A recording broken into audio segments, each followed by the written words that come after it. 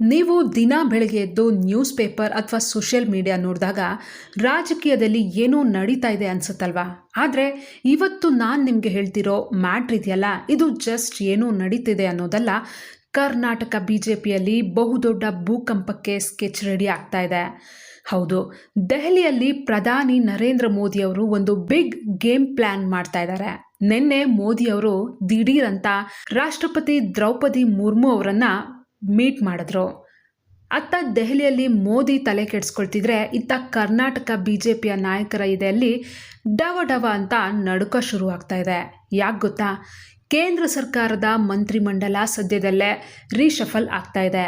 ಕೆಲವರನ್ನ ಮಂತ್ರಿ ಸ್ಥಾನದಿಂದ ಕೈ ಬಿಡ್ತಾರೆ, ಕೆಲವರಿಗೆ ಪ್ರಮೋಷನ್ ಸಿಗುತ್ತೆ. ಆದರೆ ಟ್ವಿಸ್ಟ್ ಇರೋದೇ ಇಲ್ಲಿ. ದೆಹಲಿಯ ಈ ಆಟದಿಂದ ಕರ್ನಾಟಕ BJPಯ president post, opposition leader post ಎಲ್ಲವೂ ಚೇಂಜ್ ಆಗೋ ಲಕ್ಷಣ ಕಾಣಿಸ್ತಾ ಇದೆ. ಯಡಿಯೂರಪ್ಪ ಫ್ಯಾಮಿಲಿಗೆ ಬಿಗ್ ಶಾಕ್ ಕಾದಿದ್ಯಾ? ವಿಜಯೇಂದ್ರ ಕುರ್ಚಿ ಖಾಲಿ ಆಗುತ್ತಾ? ಇದೆಲ್ಲದರ ಬಗ್ಗೆ ಈ ವಿಡಿಯೋದಲ್ಲಿ ಸಂಕ್ಷಿಪ್ತವಾಗಿದೆ. ಮಿಸ್ ಮಾಡದೆ ಕೊನೆ ತನಕ ವಿಡಿಯೋನ ನೋಡಿ. ಸರಿ, ಮೊದಲಿಗೆ ದೆಹಲಿಯಲ್ಲಿ ಏನಾಗ್ತಿದೆ ಅಂತ ನೋಡೋಣ. ಮೋದಿ ಸರ್ಕಾರದ ಕ್ಯಾಬಿನೆಟ್ ರೀಶಫಲ್ ಆಗೋದು ಈಗ ಆಲ್ಮೋಸ್ಟ್ ಫಿಕ್ಸ್. ಯಾಕಂದರೆ ಇತ್ತೀಚೆಗೆ ನಡೆದ ರಾಜ್ಯಸಭಾ ಎಲೆಕ್ಷನ್ನಲ್ಲಿ ಸಚಿವರಾಗಿದ್ದ ಕೆಲವರಿಗೆ ಹೈಕಮಾಂಡ್ ಮತ್ತೆ ಸೀಟ್ ಕೊಟ್ಟಿಲ್ಲ. ಇದರ ಅರ್ಥ ಏನು? ಸಿಂಪಲ್. ನೀವು ಇನ್ಮೇಲೆ ಮಿನಿಸ್ಟರ್ ಅಲ್ಲ, ಪಕ್ಷದ ಕೆಲಸ ನೋಡ್ಕೊಳ್ಳಿ ಅಂತ ಹೈಕಮಾಂಡ್ ಡೈರೆಕ್ಟಾಗಿ ಸಿಗ್ನಲ್ ಕೊಟ್ಟಿದೆ.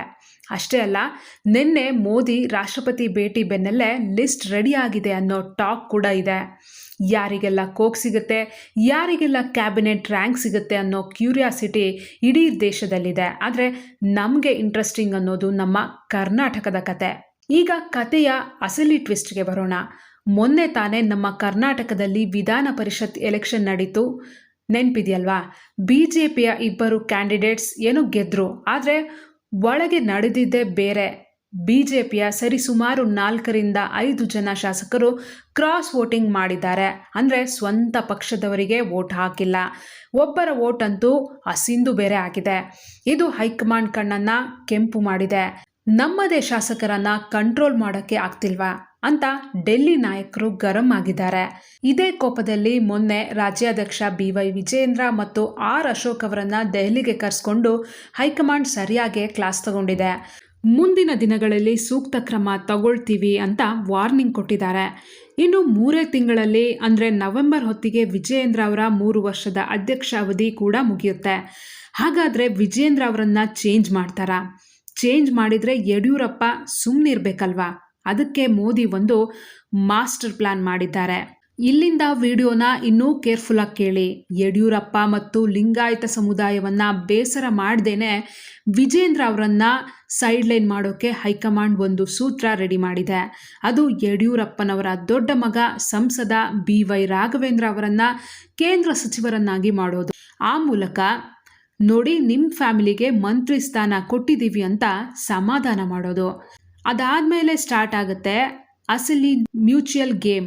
ಪ್ರಸ್ತುತ ಕೇಂದ್ರದಲ್ಲಿ ಮಂತ್ರಿಗಳಾಗಿರೋ ಲಿಂಗಾಯತ ನಾಯಕರಾದ V ಸೋಮಣ್ಣ ಮತ್ತು ಒಕ್ಕಲಿಗ ನಾಯಕಿಯಾದ ಶೋಭಾ ಕರಂದ್ಲಾಜೆ ಇವರಿಬ್ಬರನ್ನ ಇಟ್ಕೊಂಡು ಹೈಕಮಾಂಡ್ 2 ಪ್ಲಾನ್ ಮಾಡಿದೆ. ಪ್ಲಾನ್ ಎ ಏನಪ್ಪಾ ಅಂದ್ರೆ, ಒಂದ್ ವೇಳೆ V ಸೋಮಣ್ಣ ಅವರನ್ನ ದೆಹಲಿಯಿಂದ ವಾಪಸ್ ಕರೆಸಿ ಕರ್ನಾಟಕದ ಹೊಸ BJP ಅಧ್ಯಕ್ಷರನ್ನಾಗಿ ಮಾಡಿದ್ರೆ ಲಿಂಗಾಯತ ಕೋಟಾ ಬ್ಯಾಲೆನ್ಸ್ ಆಗುತ್ತೆ. ಆಗ ದೆಹಲಿಯಲ್ಲಿ ಖಾಲಿ ಇರೋ ಜಾಗಕ್ಕೆ ಶೋಭಾ ಕರಂದ್ಲಾಜೆ ಅವರಿಗೆ ಕ್ಯಾಬಿನೆಟ್ ಮಿನಿಸ್ಟರ್ ಆಗಿ ಬಡ್ತಿ ಸಿಗುತ್ತೆ.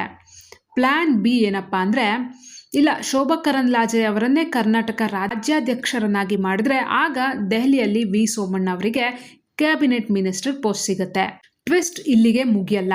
ಒಂದ್ ವೇಳೆ ಶೋಭಾ ಕರಂದ್ಲಾಜೆ ಅವರು ಕರ್ನಾಟಕಕ್ಕೆ ರಾಜ್ಯಾಧ್ಯಕ್ಷರಾಗಿ ಬಂದ್ರೆ ಇತ್ತ ವಿಧಾನಸಭೆಯಲ್ಲಿ ವಿರೋಧ ಪಕ್ಷದ ನಾಯಕರಾಗಿರೋ ಅಶೋಕ್ ಅವರನ್ನ ಬದಲಾಯಿಸಲೇಬೇಕು. ಯಾಕಂದ್ರೆ ಇಬ್ಬರು ಒಕ್ಕಲಿಗ ಸಮುದಾಯದವರೇ ಆಗ್ತಾರೆ. ಆಗ ವಿಪಕ್ಷ ನಾಯಕ ಸ್ಥಾನ ಯಾರಿಗೆ ಸಿಗ್ಬೋದು? ಈಗಾಗಲೇ ಕುರ್ಚಿ ಮೇಲೆ ಕಣ್ಣಿಟ್ಟಿರೋ ಲಿಂಗಾಯತ ಸಿಂಹ ಬಸವನಗೌಡ ಪಾಟೀಲ್ ಯತ್ನಾಳ್ ಆಗ್ಬೋದಾ? ಅಥವಾ ಯುವ ನಾಯಕ OBC ಮುಖವಾಗಿರೋ V ಸುನಿಲ್ ಕುಮಾರ್ ಆಗ್ಬೋದಾ? ಇತ್ತೀಚೆಗೆ ಕುಮಾರ್ ಬಂಗಾರಪ್ಪ ಅವರು ಕೂಡ ಯತ್ನಾಳ್ಗೆ ಸ್ಥಾನ ಸಿಗಬೇಕು ಅಂತ ಬ್ಯಾಟ್ ಬೀಸಿರೋದು ನೋಡಿದ್ರೆ ಈ ಡೌಟ್ ಇನ್ನೂ ಜಾಸ್ತಿ ಆಗ್ತಾ ಇದೆ. ಇದ್ರ ಮಧ್ಯೆ ಪ್ರಹ್ಲಾದ್ ಜೋಶಿ ಅವರು ರಾಜ್ಯಾಧ್ಯಕ್ಷರಾಗಿ ಬರ್ತಾರೆ ಅನ್ನೋ ಟಾಕ್ ಕೂಡ ಇದೆ. ಆದರೆ ಸದ್ಯದ ಪರಿಸ್ಥಿತಿಯಲ್ಲಿ ಜೋಶಿ ಅವರನ್ನ ಹೈಕಮಾಂಡ್ ದೆಹಲಿಯಲ್ಲೇ ಉಳಿಸ್ಕೊಳ್ಳೋ ಚಾನ್ಸಸ್ ಜಾಸ್ತಿ ಇದೆ. ಸೊ ನೋಡಿದ್ರಲ್ಲ, ದೆಹಲಿಯಲ್ಲಿ ನಡೀತಿರೋ ಒಂದು ಸಂಪುಟ ಪುನರಚನೆ ಕೇವಲ ಮಂತ್ರಿಗಳ ಬದಲಾವಣೆ ಅಲ್ಲ, ಇದು ಕರ್ನಾಟಕ ಬಿಜೆಪಿಯನ್ನ ಕಂಪ್ಲೀಟ್ ಆಗಿ ರೀಶಫಲ್ ಮಾಡೋಕೆ ಹೈಕಮಾಂಡ್ ನಡೆಸ್ತಿರೋ ಹೈಟೆಕ್ ಆಪರೇಷನ್. ನಿಮ್ಗೇನನ್ಸುತ್ತೆ? ವಿಜೇಂದ್ರ ಅವರನ್ನ ಬದಲಾಯಿಸಬೇಕಾ? BY ರಾಘವೇಂದ್ರ ಕೇಂದ್ರ ಸಚಿವರಾಗಬೇಕಾ? ಅಥವಾ ಕರ್ನಾಟಕ ಬಿಜೆಪಿಗೆ ಮುಂದಿನ ಬಾಸ್ ಯಾರಾಗಬೇಕು? ಸೋಮಣ್ಣನ ಅಥವಾ ಶೋಭಾ ಕರಂದ್ಲಾಜೆ ಅವರ? ನಿಮ್ಮ ಅಭಿಪ್ರಾಯನ ಕಮೆಂಟ್ ಮೂಲಕ ತಿಳಿಸಿ. ವಿಡಿಯೋ ಇಷ್ಟ ಆಗಿದ್ರೆ ಪ್ಲೀಸ್ ಲೈಕ್ ಮಾಡಿ, ನಿಮ್ಮ ಫ್ರೆಂಡ್ಸ್ ಜೊತೆ ಶೇರ್ ಮಾಡಿ. ಇಂಥದ್ದೇ ಇಂಟ್ರೆಸ್ಟಿಂಗ್ ಸುದ್ದಿಗಳಿಗಾಗಿ ನಮ್ಮ ವಾರ್ತೆ ಚಾನಲನ್ನು ಈಗಲೇ ಸಬ್ಸ್ಕ್ರೈಬ್ ಮಾಡ್ಕೊಳ್ಳಿ. ಮತ್ತೊಂದು ರೋಚಕ ಸುದ್ದಿಯೊಂದಿಗೆ ಮತ್ತೆ ಸಿಗ್ತೀನಿ. ಧನ್ಯವಾದಗಳು.